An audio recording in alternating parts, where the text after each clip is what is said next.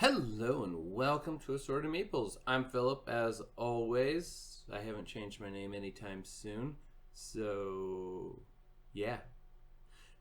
Anyways, today, as you can tell by the description and thumbnail, I'm doing an unboxing. And this week, I have this wonderful little box. Now, sharp pointy, let's just get right into it. This is not a game I kickstarted. This is a game I late backed after playing it at Gencon this past year in 2021. When the Kickstarter was going on for this game, I originally just did the print and play files, but it's been a long time coming to get my 3D printer actually going. I can hear my wife laughing in the background as it's still not running yet. But that's a side point. So let's get right into this. So slice away from yourself, slice away from yourself. Hear people cry as I try and stab myself.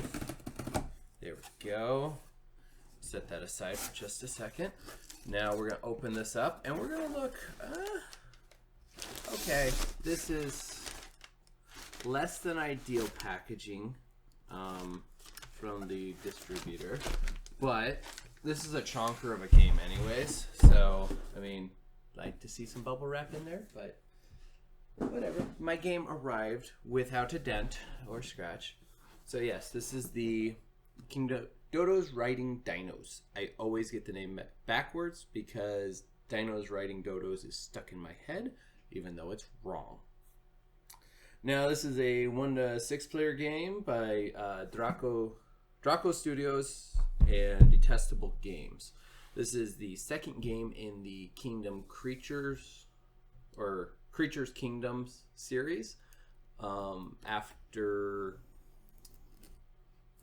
it is War for Chicken Island was the first one, then this one, and then Kiwi Chowdown. I have print and play files of both of those, including the 3D components. Ooh, I do so love opening a box I was expecting and happy to get. Alright. And this one, the Meteor Juego de Mesa Race 2019. This is actually a fabulous game. I heard when it was first pitched to the company, it was had to be rebranded as Dodos Riding Dinos because it was an actual kart racing game, but they it was so close to Mario Kart that they're like, yeah, that's a lawsuit. So first we have the rule book. This is, from what I remember, this is very well laid out, very easy to read and understand what's going on. Next, we're gonna pull out our game boards. Now, each game board has two sides. So you have the beginner board, and you have the lava board. Yeah, these are nice, big, thick, chunky, heavy boards. I like that a lot. And then you have the polar. And finally, you have the Borealis board, which has a glorious sheen to it. So when I was playing this game at Gen Con, they had production copies that they had got in exclusively for doing events at Gen Con, and that's what tipped me over the edge, was the component quality. Knowing that no matter what I did, probably wasn't going to get to the quality that those were. So there is a lovely insert. Oh man, this box, this is the inside of the box. That is a glorious thing. So we're gonna pop our top off here. So now let's talk about these minis. Oh my gosh, look at these. Like, these are glorious. Now the thing about the minis are, each dinosaur, I'm gonna show them, each dinosaur is named after, I think it's a famous one of them, of a famous skeleton that is in the world someplace. And each Jodo is named after the paleontologist that first discovered them. By last name, I do believe. So these are all just amazing sculpts. Really great detail. Nice, hefty weight to them. Part I actually really like about them is the color of themselves are really nice, even unpainted. So I look forward to, I'm probably going to get, I mean, I leave most of my minis unpainted anyways, but this is perfectly acceptable. Although I'm thinking about trying to figure out how to do a wash so that I can have a little bit of color on them and really bring out those details. There is so moving on from them, there is a little wooden meeple if you don't want to use the big one, or you can have 2 games going of it because you have 4 different boards you could play on. So you could technically have 2 games going, although I only have 1 set of the weapons, so that would make it a little harder. But you have amazing, wonderful quality. So you have the Meteor, the bananas. Now this is a card / dexterity game. The feather, in that the way the weapons work is each weapon has its own way to be applied to this game. So the log, like this one is, you have to roll off your hands, and anyone it hits, it moves back X number of spaces, or has to give up X number of cards. So that is tremendous fun. Let's put those all back. The cards, this is the one part that it's not a big deal, but for someone like me,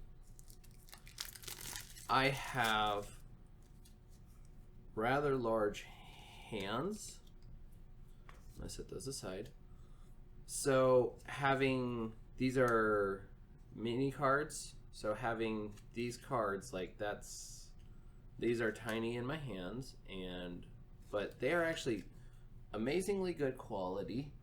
The artwork on all of them is phenomenal. You have 3 different colors. You have the blue guys, the red guys, and some green ones. Now, all these cards do different things through the game. The blue ones are pretty mild in comparison to what the red ones do. They all have a move value and then something extra they can do. The thing about red cards is, while they're great and have power moves, they also, if 2 players play a red card, neither player gets to do their super ability that they played. They just get their movement. These, I do believe, are corn. Do take a fan from the player who is the most. I don't know. These are for the advanced rules, and I do not fully know what they do, so I will look at them later. They are items that power you up. And then you have, in this handy dandy little one, you have the, come on now.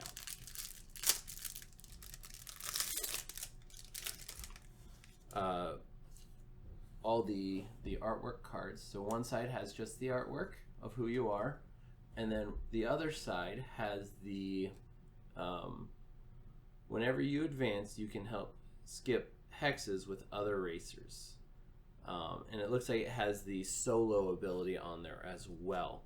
So each dinosaur has one, and then it has the backside of the card. And then some extra baggies. That is always nice. And last but not least, the dice. You have 2 dice.